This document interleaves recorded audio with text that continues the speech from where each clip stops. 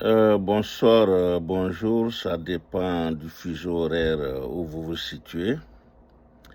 Euh, Shalom, salam alaikum. Je m'appelle Sam Idriss Samake. Je me suis présenté beaucoup de fois. La répétition est pédagogique. Je suis originaire du Nord. Je suis né à Isia, au centre-ouest de la Côte d'Ivoire. À Isia précisément. Mes deux parents y sont enterrés. Et c'est d'abord à Isia que ma mère et mon père se sont rencontrés. Ce qui est bizarre d'ailleurs, pour les musulmans, comme on dit, les nordistes. Ils ne sont pas venus ensemble et ils se sont rencontrés à Isia. Et je fais cette sortie aujourd'hui pour m'adresser à mes frères ivoiriens qui prônent l'intolérance. Tous ceux qui prônent l'intolérance, c'est l'ignorance. L'ignorance est une maladie inguérissable. L'ignorance peut amener à beaucoup de choses. Nous avons été ignorants longtemps. Cessons aujourd'hui, au XXIe siècle, le siècle de l'Afrique, d'être ignorants et de continuer à être ignorants. Quand je sors dans mes sorties, je dis de pardonner au président Guillaume Kigafori Soro. Il y a toujours des gens qui m'envoient des commentaires désagréables. Souvent très désagréables. Je n'ai jamais répondu, je ne vais pas répondre. Mais aujourd'hui, je fais cette conférence pour que les gens voient pourquoi il faut tolérer. Il faut pardonner. Il faut le faire quand il est temps. Il faut le faire dans le temps. Quand on ne le fait pas, tout le monde est perdant. Les Tutsis et les Hutus au Rwanda, ce qu'ils n'ont pas su faire, ils n'ont pas entendu. Ils n'ont vraiment pas entendu les modérés des deux camps. Et ils sont allés, et il y a eu plus d'1 million, peut-être d'autres parlent de 2 millions, 3 millions de morts. Pour rien. Et aujourd'hui, ils habitent toujours ensemble. Ils ont le même pays. Ils ne peuvent pas aller ailleurs. Certains ont pu aller s'expatrier aux États-Unis, en Australie, mais l'immense majorité, ils vivent sur leur terre. Et c'est ça la Côte d'Ivoire. Après la crise de 2010-2011, avec toutes ces tueries sauvages, que je condamne avec la dernière énergie, des deux côtés d'ailleurs. Je le condamne formellement. Parce que j'importe des cicatrices. Certains membres de ma famille en portent. Mon propre fils est aujourd'hui traumatisé. Et il est traumatisé à jamais, mon fils, parce qu'il a vécu. Ce qui fait d'aujourd'hui, on n'est pas du même bord, et je l'accepte. Et il m'accepte. Donc ceux qui disent que le pardon de Soro n'est pas un bon pardon, qu'il aille d'abord à la CPI, ou bien qu'il aille réveiller les morts, je pense que vous devez faire attention. Il faut faire baisser la tension. Je vais vous raconter mon histoire à moi. Mon vécu, quoi, quand j'étais tout petit. À Isia, j'ai commencé à prendre conscience de ce phénomène de bushmanie, de Kafri, quand j'avais exactement 6 ans. Entre 6 ans et 7 ans, je vais vous expliquer. Chez nous à la maison, nous étions au CP1 d'abord, CP2 jusqu'au CM1. C'est ce que j'ai fait à Isia. Et les jeunes BT qui n'avaient pas d'école. Par exemple, je prends le cas de Saïwa. Saïwa n'avait pas assez d'école en ce moment. Et les villages proches de Saïwa venaient faire inscrire leurs enfants à Isia. Mais quand il faut inscrire les enfants, bon, certains enfants devaient venir très tôt le matin parcourir 6 à 10 km à pied. Donc ils sortaient vers 4 heures du matin, venir à Isia et rester comme ça. S'ils ont 5 francs, 10 francs, ils mangent avec ça. Parce que c'était possible dans le temps. Et les bonnes femmes du là faisaient du riz gras, du machin pour venir les vendre, du pain, machin. Bon, donc il fallait faire à peu près 20 km par jour pour d'autres. Et d'autres parents venaient voir dans leurs relations et confier leurs enfants au djoula. Pourquoi au djoula? Parce que le djoula est censé manger 3 fois par jour.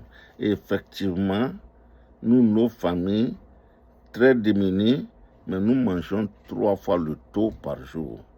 Au moins, on avait le taux à midi, on avait le taux le soir, on avait la bouillie le matin.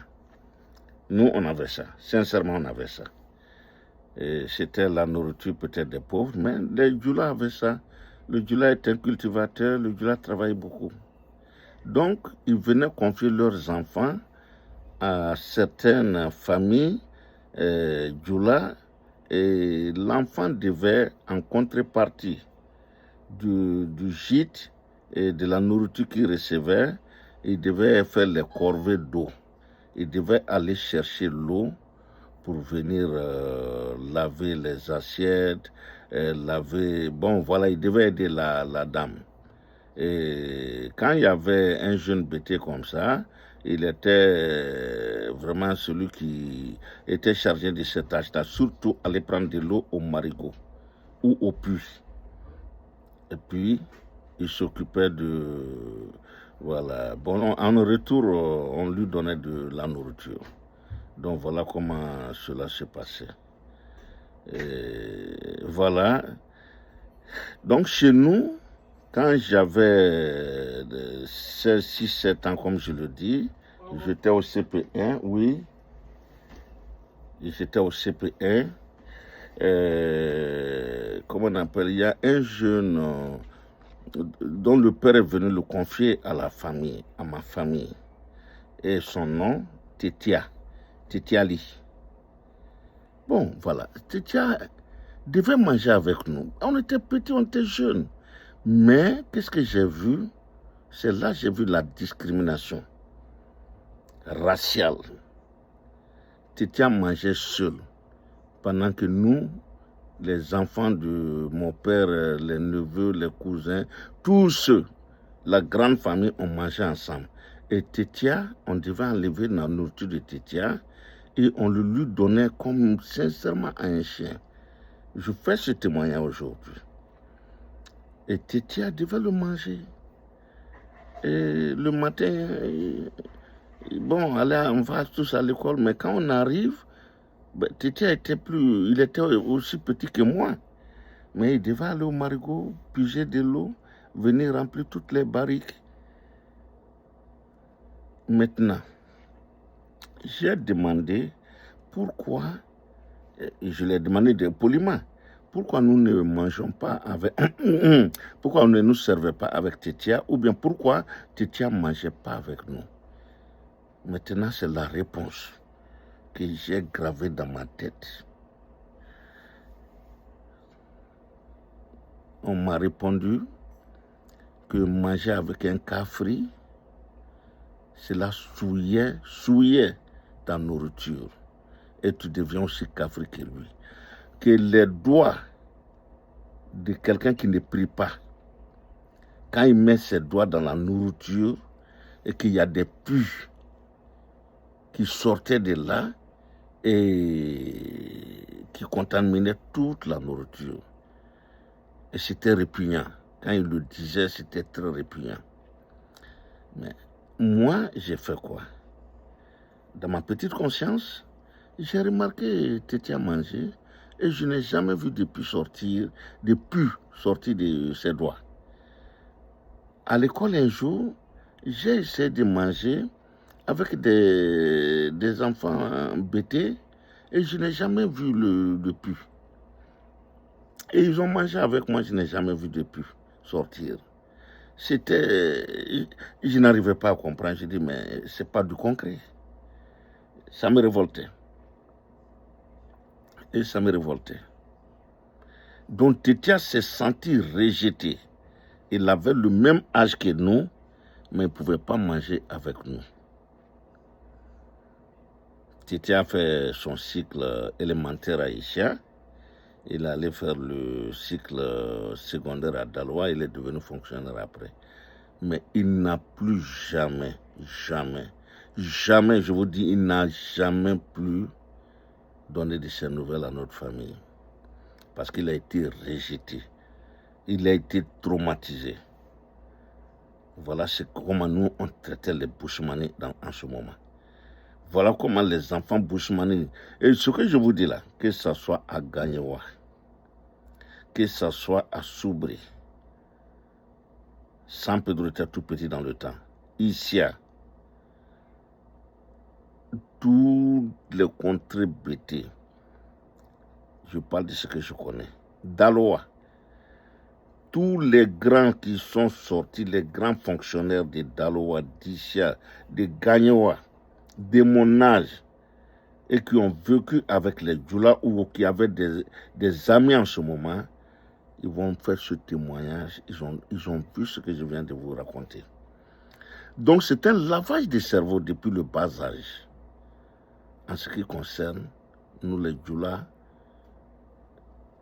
traitons mal, très mal, les enfants bêtés, tout simplement, je vous le dis, parce qu'ils n'étaient pas de la même religion que nous. Et en telle enseigne que même à Issia, le football s'est rentré là-dedans. La SEC était supportée uniquement et en grande majorité, l'immense majorité des Djoula et l'Africa Sport était supporté par les BT. Pour ceux qui connaissent Issia était partagé en deux. C'est la rue centrale qui partageait les deux. D'un côté, Djoula-Bougou et de l'autre côté, BT-Bougou. Donc voilà comment nous on a grandi. Et j'ai été un peu traumatisé par ce fait. Et c'était la même chose partout. Donc il ne fallait pas manger avec quelqu'un qui ne prie pas. Et parmi nous, mais beaucoup ne priaient pas. Et je vais vous raconter, je vais vous dire ce qui s'est passé par la suite. Par la suite, nous qui sommes allés loin à l'école, quand je dis loin à l'école, jusqu'au bac, nous on continue à prier. On a toujours prié. Mais ceux qui n'ont pas continué les études, je parle de ce que je connais, c'est la vérité. D'ici à Daloa, Gagnewa, partout. Et qui ont arrêté les études tôt. Qu'est-ce qui s'offrait à eux? Apprendre un métier. La menuiserie, la mécanique, et la tôlerie et les travaux champêtres. Uniquement les travaux champêtres. Ainsi donc était notre vie. Et maintenant, ceux qui ont fait autre chose que d'aller à l'école, qui ont arrêté l'école très tôt, et qui sont devenus mécaniciens, menuisiers, cultivateurs et autres, mais à la longue, ils ne priaient plus. Ils ne priaient pas. J'ai fait cette remarque. Et c'est la vérité, je vous dis. Ceux-là ne priaient pas. Et c'est eux qui sont devenus les Nyambrou. C'est-à-dire qu'ils sont devenus les apprentis Baka, les chauffeurs Baka et autres. Aucun ne prie parmi ceux-là. S'il y a 100 personnes, vraiment ceux qui prient, si c'est trop, c'est 10 personnes. Réellement, régulièrement, c'est 10 personnes. Et on les traite de Boussoumani, on les traite de ceci, de cela. C'est ce que j'ai vécu dans mon enfance. C'est comme ça que j'ai été éduqué.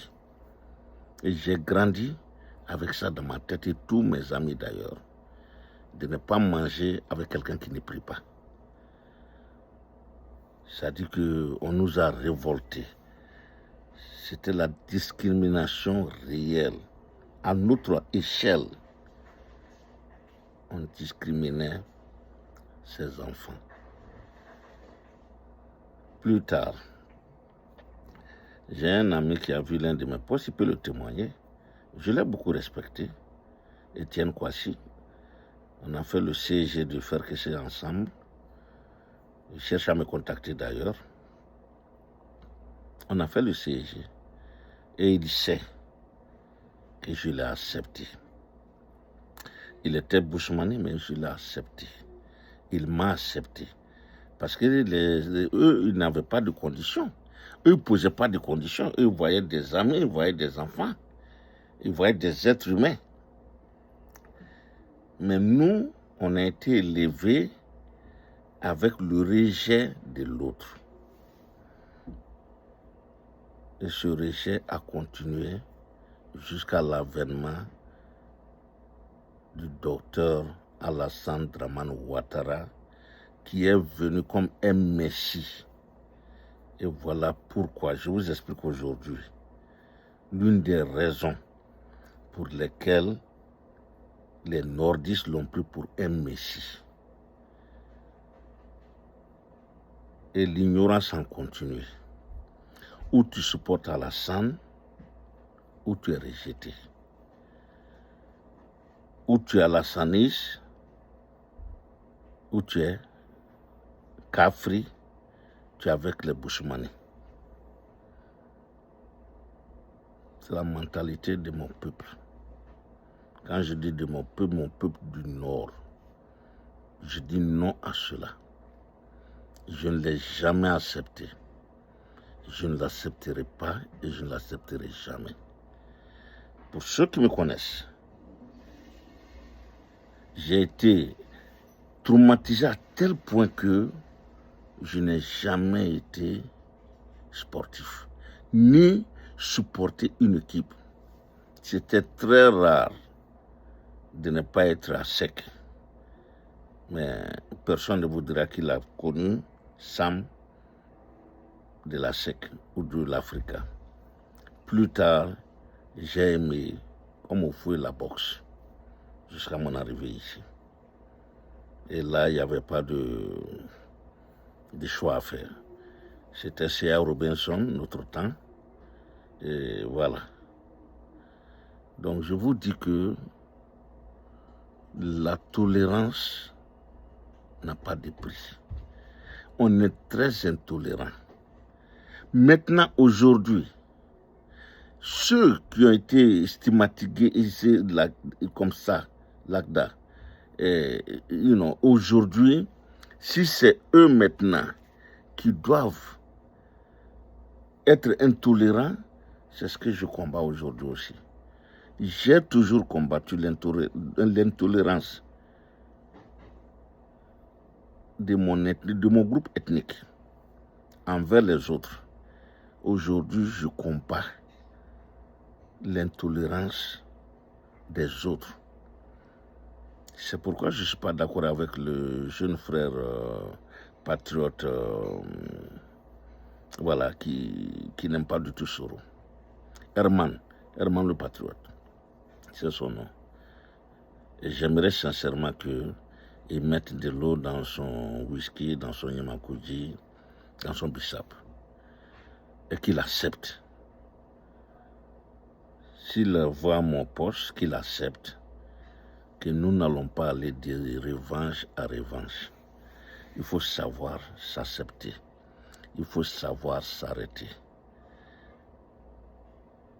L'ignorance est une maladie irréversible parce qu'elle ne peut pas être guérie. Et c'est l'ignorance qui a amené mes parents à avoir des décisions pareilles. L'ignorance est très, très, très dangereuse. Et nos parents ils ont immigré à Isha, Gagnoa, Daloa. Ils sont venus de tout le nord, de Korogo, d'Odiene, de tous les villages. Ils ont immigré avec l'éducation de base qu'ils ont reçue dans leur village. Et là encore, je vais vous expliquer. À Isha, on nous a élevés. Une fille, quand elle est mariée, on devrait la retrouver vierge. Et un jeune homme devrait attendre le mariage pour, voilà, lui et sa femme, ils devaient être vierges des deux côtés. Bon, l'intolérance toujours a fait que le garçon a été plus toléré que la fille. Les filles n'étaient pas tolérées. Ah non, Aïcha, n'était pas tolérée du tout. On pouvait les bastonner, les frapper. Voilà. J'ai des sœurs qui ont été frappées, qui ont été vraiment violentées, parce qu'elles ont eu un petit copain. Et le petit copain qui ne les a même pas touchés, hein, tout simplement, on a su qu'elle avait un penchant pour un homme, un jeune. Et elles ont été bastonnées pour ça. Par nos oncles. Donc, pour moi, pour nous, Aïcha, même quand vous aimez une fille qui est votre voisin, vous n'allez jamais le faire transparaître. Personne ne devrait le savoir.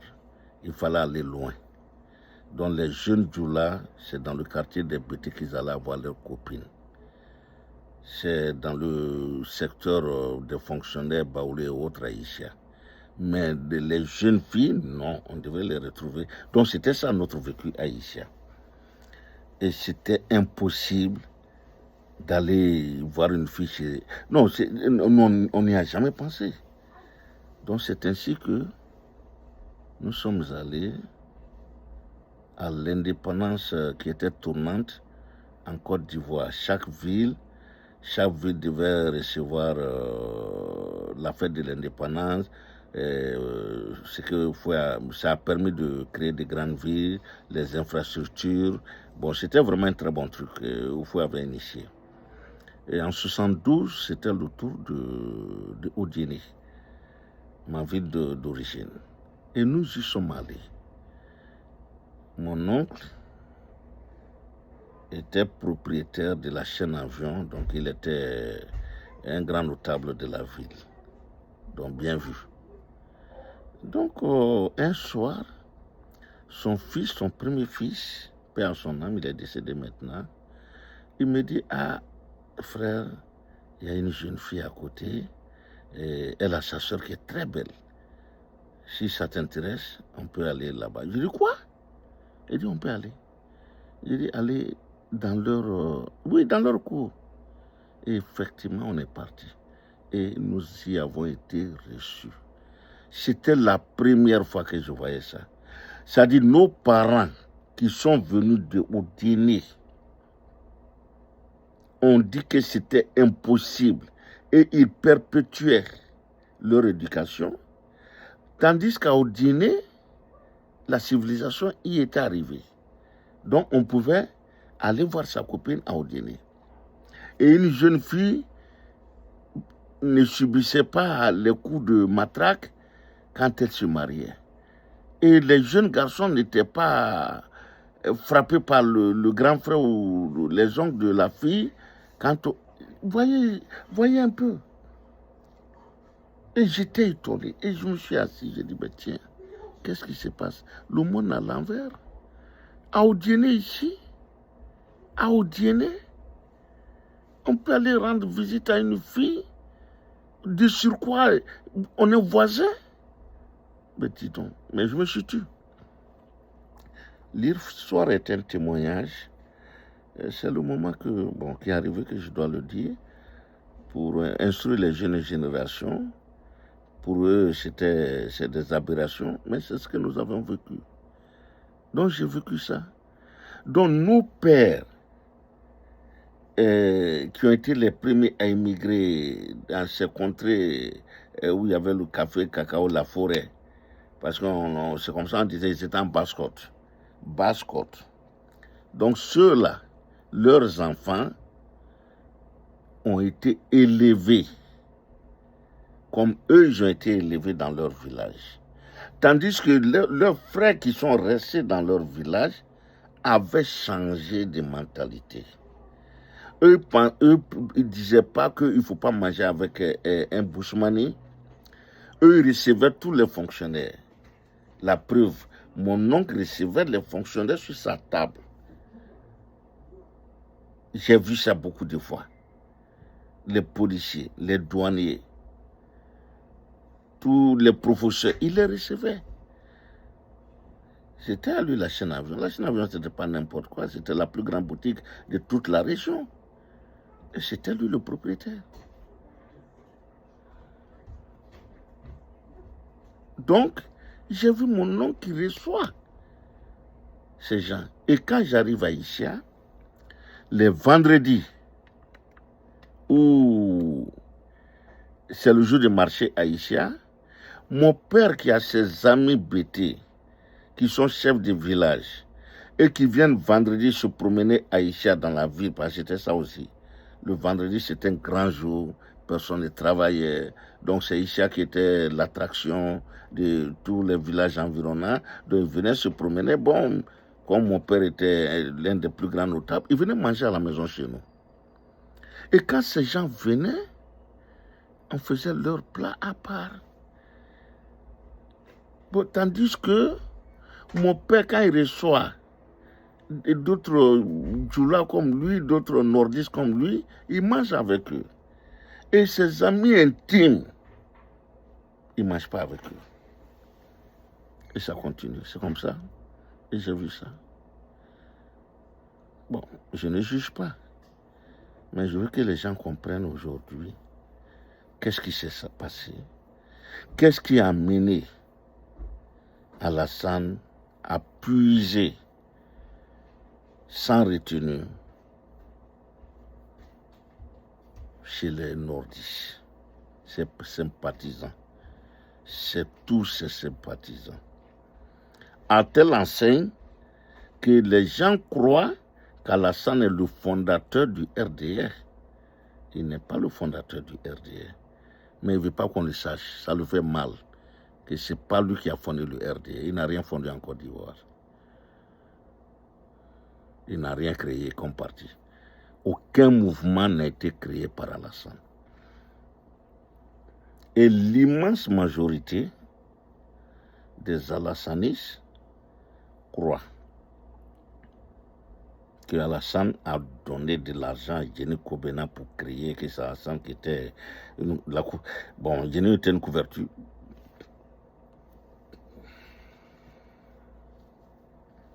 Je m'excuse, j'ai des mots durs. Donc, voilà un peu ce que je veux que les gens comprennent. C'est que l'intolérance, pas l'intolérance, l'ignorance peut amener l'être humain à être. C'est que l'ignorance peut amener l'être humain à se comporter.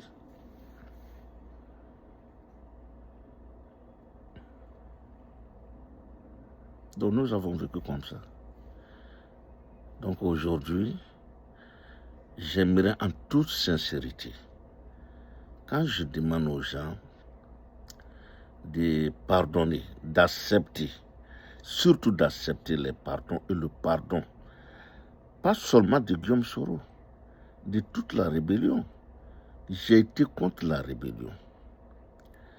Je vais vous raconter ça un jour. La rébellion m'a fait beaucoup de mal. Beaucoup de mal que vous ne croyez. Je vais raconter cette partie un jour. Je dois être celui qui déteste Soro, Alassane et la rébellion. Mais je crois en Dieu. En tant que croyant, je me suis dit que Dieu l'a voulu ainsi et il faut l'accepter aussi ainsi.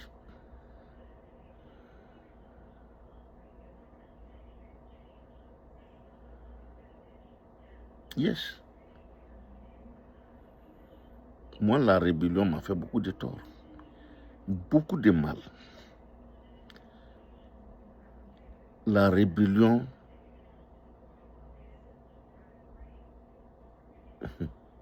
je vais raconter ça un jour. Mais en attendant, ce que je veux que vous sachiez, c'est qu'il faut accepter le pardon du frère. Il a été induit en erreur. Qui parmi nous est infaillible? Qui parmi nous n'a pas été induit en erreur un jour par quelqu'un de plus influent que soi? Dans toute famille, il y a quelqu'un qui est plus influent, hein, qui est très influent. Et cette influence-là peut agir sur nous. Et ça peut agir d'une manière positive, mais généralement d'une manière négative. Ça a été le cas du président Soro. Le président Gbagbo, il a souvent parlé de son ami, bon, un peu rarement d'ailleurs, Soumaïla Savané, avec lequel il a fait beaucoup de choses. Les jeudis soirs, il se promenait devant les cours Djoula pour faire des slams en chose, comment on appelle, en arabe, et commander de la nourriture.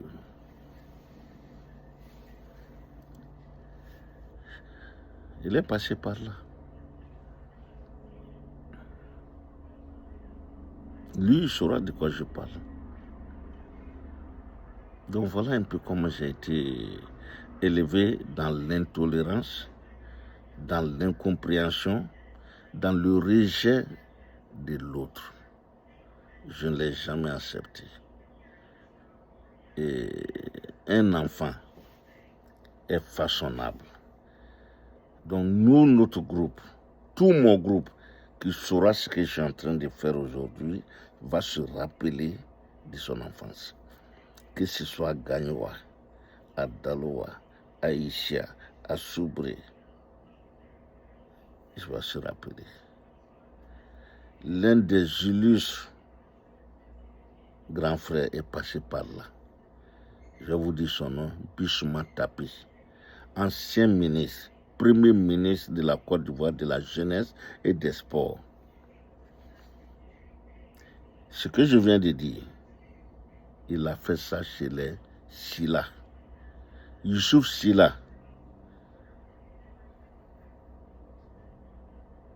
le maire, l'ancien maire d'Adjamé, pendant plus de 30 ans, il a été maire, tout le monde le connaît en Côte d'Ivoire. Et à la fin de sa vie, il a été rejeté et il est décédé dans l'amertume la plus totale. Bissouma Tapi est allé à l'école Isia 1, à l'école primaire Isia 1. Son père était grand terrien, très grand terrien. Mais c'est au papa de Ici Vassili Silla que le vieux Tapi, Bissouma, a confié son fils. Et Bissouma devait aller chercher de l'eau. Mais heureusement, il y avait un puits dans leur cour. Mais malgré ça, il devait puiser dans ce puits-là pour remplir les barriques. Et c'est ainsi qu'il mangeait. Et il n'a jamais mangé avec les Youssouf. Jamais. Il mangeait seul, il était isolé. Et Bissouma, je sais de quoi je parle. Longtemps, Bissouma n'a pas été reconnaissant envers les Djoula pour l'avoir éduqué de cette manière. Très longtemps. Très, très, très longtemps. Ce n'est que quand il voulait devenir maire d'Isia qu'il s'est rapproché de mon père. Et mon père qui allait l'introduire chez les autres Djoula. Et c'est ainsi que Bissouma a pu être maire d'Isia. Sinon, jamais. Il a été ministre pendant combien d'années? Après, il était dans une grande société de la place de PCA. Mais il n'a jamais pardonné aux Djoula. Et il a raison, je vous parle de celui qui a été élevé chez nous, Tetia. Si Tetia regarde ça aujourd'hui, il doit nous pardonner, je lui demande pardon. Parce que Tetia était fonctionnaire après. Et Tetia n'a jamais... Il a coupé les ponts. Depuis les années 70, nous n'avions plus entendu parler de Tetia. Et il a raison. Parce que il était avec nous, on avait le même âge. Et nous ne pouvions pas manger avec lui. Mais aller à l'école, on mangeait avec les autres. Mais lui, à la maison, non. Et c'est lui qui devait faire les corvées. Aller chercher de l'eau, remplir les barriques de sa tutrice. Pendant que nous, les enfants de sa tutrice, non, on était là, on ne faisait rien. Et je pense qu'il n'a pas compris ça aussi. C'est tout à fait normal. Donc on a toujours traité les Bushmanis de... Non, non, non. Et je présente mes excuses à tous les Bushmanis qui se sont sentis frustrés, qui se sentent frustrés et qui ont été rejetés. Donc nous sommes les mêmes. Il n'y a pas de Bushmanis, il n'y a pas chez Dieu, ça n'existe pas. Et les gens interprètent très mal l'islam. Je vais vous le dire. Aucun imam, pas en Côte d'Ivoire, hein, dans le monde, ne peut discuter avec moi, Sam, de l'islam. L'islam est très simple, une religion très simple, très sympathique. Qu'est-ce que l'islam demande? Croire en Allah, au bon Dieu, à l'être suprême. Croire qu'il y a l'être suprême, que Dieu existe. Et conduis-toi bien. Et une bonne conduite. Et la crainte de Dieu, crois en Dieu, est sa crainte et conduis-toi bien. Conduis-toi bien, ça veut dire quoi? Ne pas voler. Conduis-toi, ça veut dire quoi? Ne pas détourner l'argent de quelqu'un. Conduis-toi, ça veut dire quoi? Si tu es gendarme, ne mets pas quelqu'un en prison parce que tu es gendarme. N'abuse pas de ton titre. Conduis-toi bien, ça veut dire quoi? Ne va pas chercher la femme de quelqu'un parce que tu as plus d'argent que lui. Conduis-toi, ça veut dire quoi?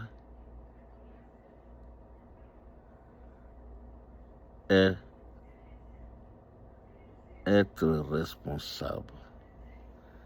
Quand on est responsable, voilà l'islam. Et une telle religion, dire qu'elle n'est pas tolérante, elle est très tolérante. Accepter l'autre. Si vous habitez avec un musulman et que le jour de la fête, Tabaski, il ne vous a jamais offert de viande de Tabaski, c'est un kafri. C'est lui le kafri, pas toi. Parce que l'islam le dit. Il ne faut pas dépasser ton voisin et aller offrir à celui qui est après lui. Il faut commencer par son voisin. Voilà l'islam. Donc les gens amènent l'islam ailleurs. Yeah. Ils en font un truc infini. C'est-à-dire, ils gonflent, ils transforment. C'est pas ça l'islam. Et c'est pas ça l'humanité aussi. Il faut être très humain.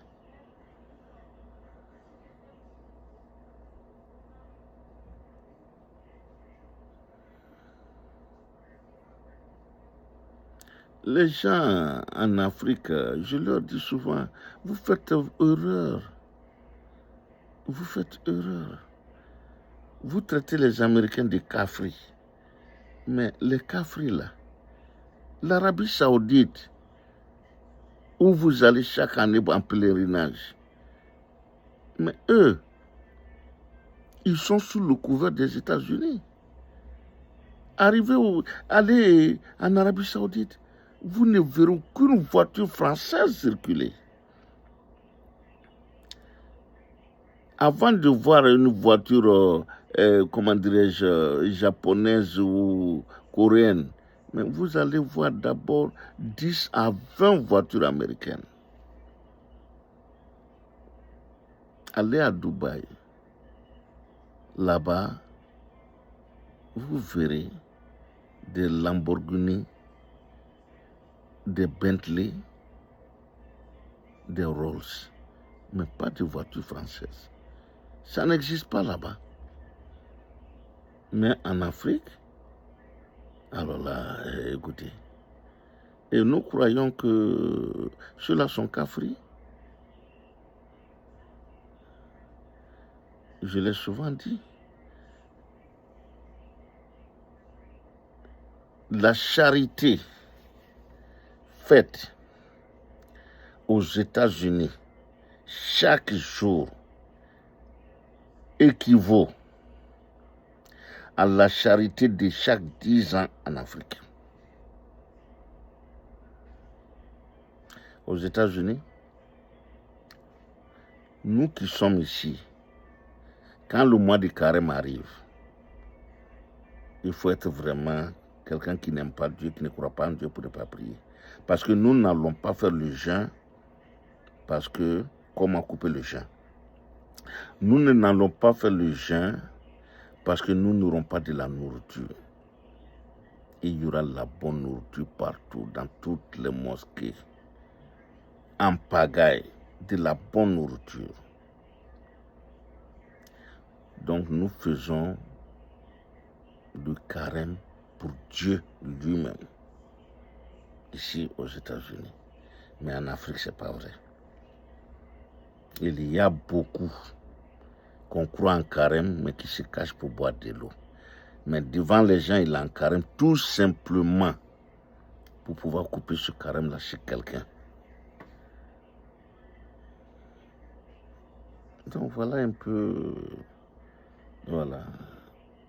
Donc tout ça pour vous parler de la tolérance. Donc comprenons-nous l'ignorance à cause des dégâts dans nous, notre enfance. C'est de l'ignorance. Tout ce que je vous ai raconté, c'est de l'ignorance. Seulement de l'ignorance. Et ça ne doit pas continuer.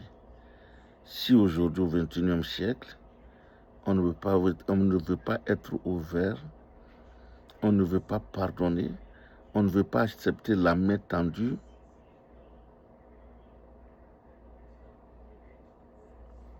alors là, c'est grave.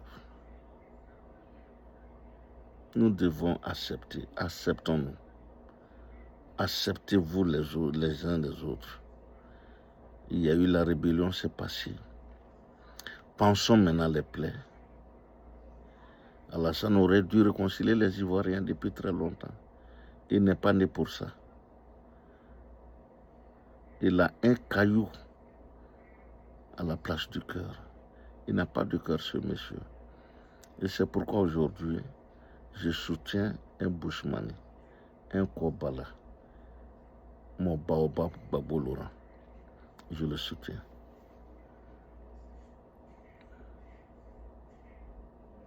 J'ai beaucoup d'amour pour le président Soro, qui est le seul, je dis bien le seul, dans l'entourage d'Alassane Dramane Ouattara. Soro est le seul à avoir dit non, président, avec la manière, avec le respect. Président, ton affaire de RHTP, je ne vais pas rentrer parce que je ne crois pas à ça. Nous avons lutté, j'étais petit. J'ai aidé le président Gbagbo à lutter pour le multipartisme. Ce n'est pas aujourd'hui que je vais venir créer le parti unique. Voilà son désaccord avec Alassane. Et vous trouvez qu'Alassane, c'est un démocrate? Au XXIe siècle, celui qui est en train de créer un parti unique, unifié, et vous trouvez que c'est un démocrate? C'est vous qui n'êtes pas démocrate. Soro est démocrate. Gbagbo est démocrate. Thiam est démocrate. Je suis démocrate.